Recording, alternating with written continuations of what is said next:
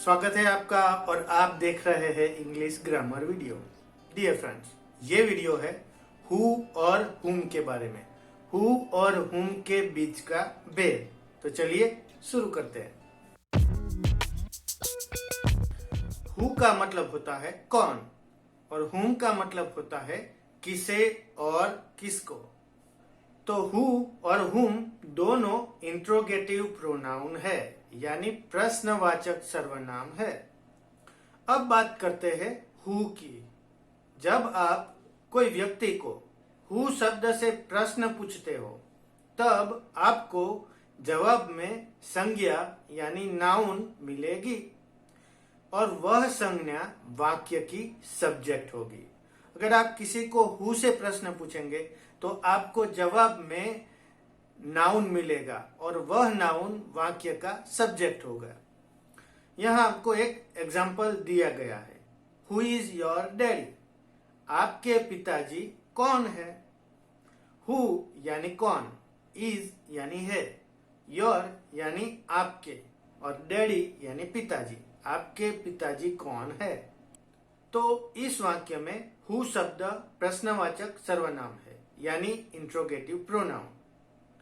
तो अगर आप किसी को ये सवाल पूछेंगे हु इज योर डैडी, तो सामने वाला शायद ये जवाब देगा कि मनु भाई इज माई डैडी।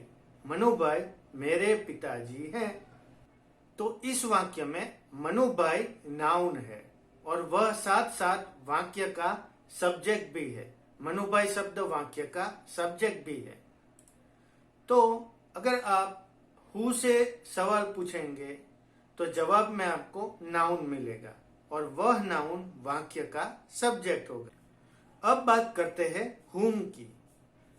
अगर आप कोई व्यक्ति को हुम शब्द से प्रश्न पूछते हो, तब आपको जवाब में संज्ञा मिलेगी यानी नाउन और वह संज्ञा वाक्य का ऑब्जेक्ट होगी। अगर आप हुम से सवाल पूछेंगे किसी को तो जवाब में मिलेगा नाउन और वह नाउन वाक्य का ऑब्जेक्ट होगा। यहाँ आपको एक उदाहरण दिया गया है। Whom do you know in this bank? आप इस बैंक में किसको जानते हैं? इस वाक्य में whom का मतलब होता है किसको। whom शब्द प्रश्नवाचक सर्वनाम है, यानी इंट्रोगेटिव प्रोनाउन।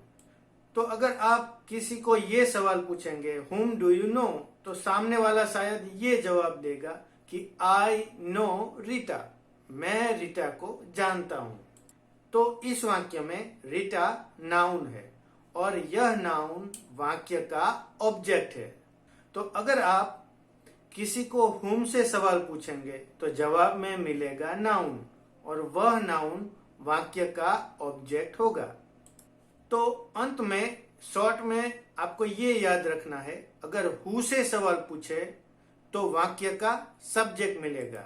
अगर आप हुम से सवाल पूछेंगे तो वाक्य का ऑब्जेक्ट मिलेगा। तो दोस्तों, ये था हु और हुम के बीच का फर्क।